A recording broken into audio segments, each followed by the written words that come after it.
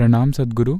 मैं जानना चाहता हूँ कि ध्यानलिंग को अर्पित की जाने वाली महाविल्वा पत्ती या बेलपत्र की क्या खासियत है।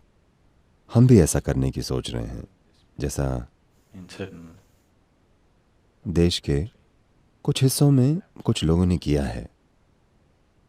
उन्होंने उन सभी पत्तियों और फूलों का संरक्षण करने की कोशिश की है जिन्हें पवित्र माना जाता है। उन्हें पवित्र क्यों माना जाता है? किसी एक फूल को दूसरे से ज्यादा पवित्र क्यों माना जाता है? ये क्या बकवास है? क्या ये किसी तरह का पक्षपात है? देखिए, यहां पर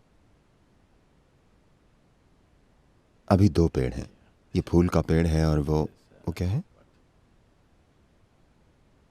वो पेड़ अक्सर सड़क के किनारों पर पाया जाता है। मैं नहीं जानता उसे लोग क्या कहते हैं।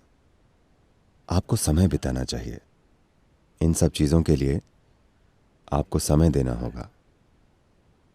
अगर आप इस पेड़ और उस पेड़ के साथ समय बिताते हैं, अगर आप ध्यानशील हो जाते हैं, तो आप देखेंगे कि आप सहज ही इसकी ओर जाएंगे, उसकी ओर नहीं। ऐसा क्यों है? आखिरकार हर चीज धरती से उग रही है। नीम का पेड़, नीम का फल और आम एक ही मिट्टी से निकलते हैं, लेकिन उनका स्वाद बिल्कुल अलग है ना? वही मिट्टी, वे यहीं एक दूसरे के पास ही उगे हैं, लेकिन उनका स्वाद बिल्कुल अलग है। तो ये जीवन इस मिट्टी के साथ जो प्रक्रिया करता है और वो जीवन इसी मिट्टी के साथ जो प्रक्रिया करता है, वो अलग अलग होती है। अगर आप इसे एक अलग तरीके से देखना चाहें तो एक कीड़े, एक कीट और आप में और एक दूसरे इंसान में क्या अंतर है? सब वही मिट्टी है, लेकिन फिर भी हम जो इससे बनाते हैं वो अलग अलग है ना?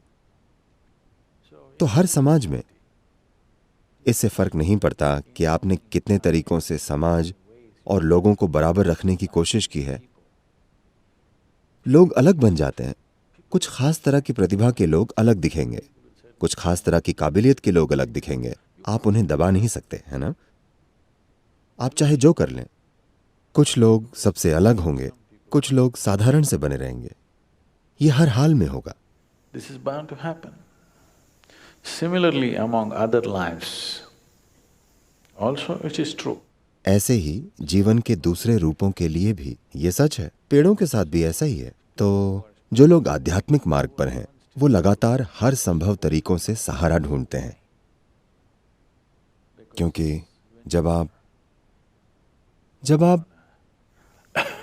एक लंबी यात्रा पर हों, और खासकर अगर वो इलाका आपके लिए अनजान हो, वो इलाका आपके लिए बिल्कुल नया हो, तब आप मार्ग में हर छोटे से छोटे सहारे का इस्तेमाल करना चाहेंगे।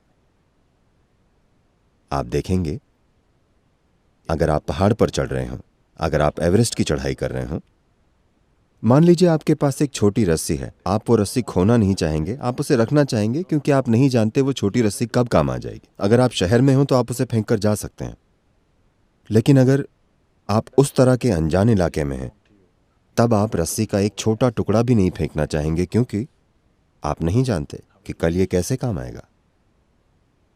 तो जब आप आध्यात्मिक मार्ग पर हैं, तब यही बात लागू होती है, क्योंकि ये एक अनजान इलाका है। लोगों ने हर उस छोटी चीज को पहचाना जो आपके लिए सहायक हो सकती है। So they did not leave even the flower. तो उन्होंने फूलों, फल और पत्तियों को भी नहीं छोड़ा, वो सभी चीजें जो आपकी सहायता कर सकती हैं। So always it is said, Vilva is dear to Shiva. तो ये हमेशा कहा गया कि विल्वा शिव को प्रिय है। उनके लिए सब कुछ एक है, ठीक है? ऐसा नहीं है कि ये शिव को प्रिय है। इसके शिव को प्रिय होने का अर्थ है कि एक तरह से इसके स्पंदन उस तत्व के सबसे ज्यादा करीब हैं जिसे हम शिव कहते हैं। वे निकट हैं, वे उसी दिशा में हैं। ऐसे ही हमने कई चीजें पहचानी हैं, सिर्फ एक खास पत्ती ही नहीं। हमने कई चीजों को पहचाना है, और सिर्फ वही चीजें अर्पित की जाती हैं, क्योंकि वे आपके लिए संपर्क बनाने का साधन बन जाती हैं।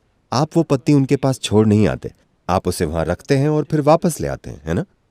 Because this particular leaf has the highest capability. क्योंकि इस पत्ती में उस स्पंदन को सोखने की क्षमता सबसे ज्यादा है, और It's for you to pick it up and go. आपको उसे उठाकर ले आना चाहिए। ऐसी कई चीजें हैं जिन्हें पवित्र साधनों की तरह पहचाना गया है, जिनका लोग इस्तेमाल करते हैं। आपको ये समझना चाहिए, इसका संबंध देवताओं से नहीं है, इसका संबंध आपसे और किसी चीज तक पहुंच बनाने की आपकी काबिलियत से है। तो मान लीजिए आप इसे आजमा सकते हैं। आप ये प्रयोग कीजिए, ध्यानलिंगा में जाइए। ठीक, मान लीजिए ये ऐसा जैविक सूती कपड़ा पहनकर वहां बैठिए, देखिए कैसा महसूस होता है। कच्चा रेशम पहनकर वहां बैठिए और देखिए कैसा महसूस होता है। कोई नायलॉन कपड़ा पहनकर वहां बैठिए और देखिए कैसा महसूस होता है। अपने चारों ओर प्लास्टिक लपेट कर वहां जाकर बैठिए और देखिए कैसा महसूस होता है। किसी चीज पर विश्वास मत कीजिए, बस 3-3 दिन आप एक किस्म के कपड़े पहनकर वहां बैठिए और देखिए, अगर आप में थोड़ी संवेदनशीलता है तो आप फर्क जान जाएंगे। फिर आप स्वाभाविक रूप से सही चीज चुनेंगे।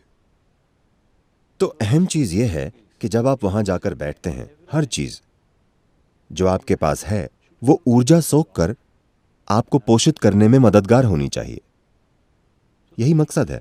तो विल्वा में ऐसी काबिलियत है, अगर आप उसे लिंग पर रखते हैं और फिर उठाते हैं तो ये उस स्पंदन को लंबे समय तक बनाए रख सकता है। ये आपके साथ बने रहते हैं। अगर आप इसे अपने साथ कुछ दिन तक रखें तो इसका असर होगा। आप इसे आजमा सकते हैं। आप विल्वा पत्ती अर्पित करके फिर इसे अपनी छाती की जेब में रखकर घूमिए। इसका आपके ऊपर फर्क पड़ेगा। आपके स्वास्थ्य, खुशहाली, मानसिक दशा, हर चीज पर फर्क पड़ेगा। तो लोगों ने इन चीजों को ध्यान देकर ध्यानमय स्थिति में पहचाना। Not, इस जंगल में कई तरह के पेड़ हैं, अलग अलग किस्म के पेड़ हैं। यह पश्चिमी घाट का हिस्सा है। यह धरती पर दूसरा सबसे पुराना पहाड़ है और यह धरती के ट्रॉपिकल क्षेत्रों का सबसे पुराना पहाड़ है इस ग्रह के। तो वनस्पतियों की विविधता की दृष्टि से इस पश्चिमी घाट की कोई बराबरी नहीं है। यह बस एक छोटी सी पट्टी है जो भीतर आ गई है, वरना यह समुद्र के किनारे किनारे ही है। पेड़ों और पत्तियों की इस पूरी विविधता में उन्होंने एक ही पत्ती क्यों चुनी? किसी ने इसे पहचाना और यह सबसे अलग है। आप इसे अनदेखा नहीं कर सकते। आप ये भी आजमा सकते हैं। आप जाकर 10 अलग अलग तरह की पत्तियां तोड़ सकते हैं, उन सबको लिंग के पास रखें और फिर उन सबको साथ ले जाएं और आप अपने पास रखें। आप खुद ही अंतर देखेंगे। इसे देखने के लिए आप में एक खास तरह की संवेदनशीलता होनी चाहिए, लेकिन इसमें कोई शक नहीं है कि जो संवेदनशील हैं वे फर्क महसूस करेंगे अपनी आंखें बंद करके। अगर उनकी आंखें खुली हैं तो उनमें पक्षपात आ सकता है। आप 10 अलग किस्म की पत्तियों का गुच्छा लें, उनको एक कपड़े में यूं बांध दें ताकि आप उन्हें देख न सकें कि कौन सी पत्ती है। आप उसे वहां रखें, मैं आपके लिए वो पत्ती पहचान लूंगा। दूसरी चीजें हो सकता है मैं ना पहचान पाऊं। आप विल्वा वहां रखिए, मैं बता दूंगा ये विल्वा है। उसके लिए आपको मुझे बुलाने की भी जरूरत नहीं है। आप अपना रुद्राक्ष लीजिए और उसे पकड़िए, वो आपको बता देगा। वो आपसे थोड़ा ज्यादा बुद्धिमान है, पता है।